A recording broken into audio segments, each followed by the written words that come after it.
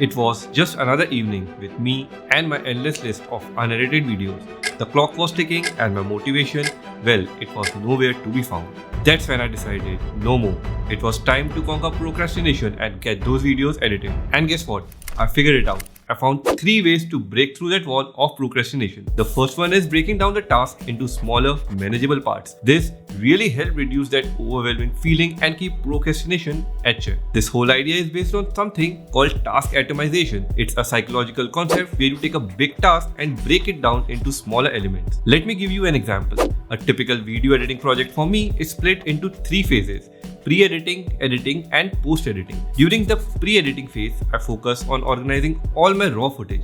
This means I go through all the clips, label them for easy identification, and categorize them based on different aspects like scenes, takes, or subjects. This step is super important because it lays the groundwork for a smooth editing process later on. Then, in the editing phase, instead of trying to tackle the whole video in one go, I break it down into smaller sections or scenes. I work on editing one section at a time. This could involve trimming clips, adding transitions, syncing audio and video tracks, or even putting in special effects. By focusing on one section at a time, the task becomes a lot more manageable, and it helps me keep a sense of progress, which is really important for staying motivated. After that comes the post-editing phase, and here I work on color correction, sound mixing, and adding titles, and finally rendering the final video. I approach each of these tasks one by one, which allows me to really focus and reduces the overall burden of the editing process. This approach of breaking down tasks also makes scheduling a lot more flexible. I can set aside specific time slots for each subtask.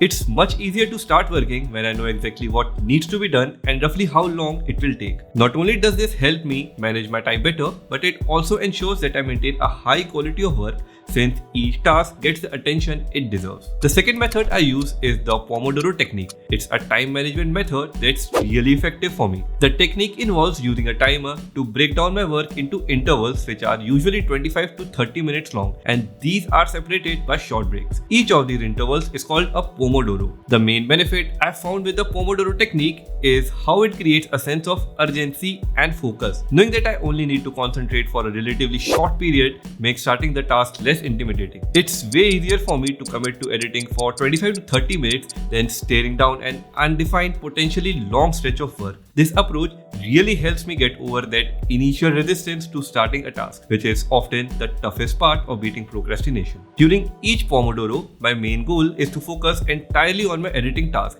That means no checking emails, no social media, and no distractions. If I think of something else I need to do or a distracting thought pops up into my head, I just write it down and come back to it during my break. This kind of singular focus has significantly boosted both my productivity and quality of work. After each Pomodoro, I take a short break, around 5 minutes.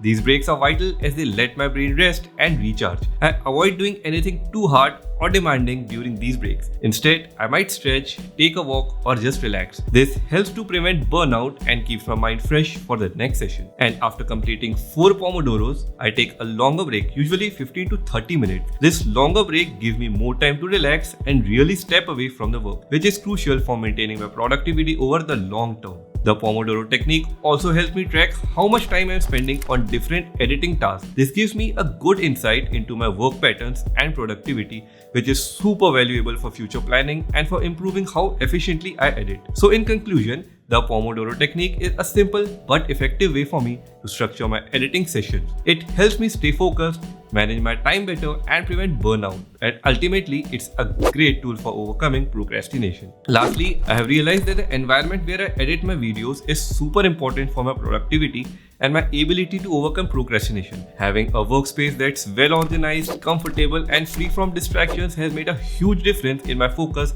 and efficiency. I've paid a lot of attention to the physical setup of my workspace. It's really important to me that it's ergonomic to prevent any discomfort or strain. I have made sure that my desk and chair are comfortable for those long hours of work. I have positioned my computer monitor, keyboard, and mouse in a way that reduces strain on my eyes, neck, and wrist. The organization of my workspace is just as important. A cluttered desk can really clutter my mind and make it hard to concentrate. So I keep my workspace tidy with just the necessary equipment and materials I need. I have organized my cables, kept my editing tools within reach, and made sure my computer is running smoothly. Then there is the digital environment of my editing software. I have customized the interface to suit my workflow, which saves me a lot of time and reduces frustration. I'm all about keyboard shortcuts, organizing my files logically, and using the templates or presets whenever I can. Minimizing distractions is another big part of my work environment. This means turning off notifications on my phone and computer, using apps to block distracting websites, or editing in a quiet room. If I'm working from home, I make sure to set boundaries with my family members so I can work uninterrupted during my editing times. Remember, the key to beating procrastination isn't about some secret formula.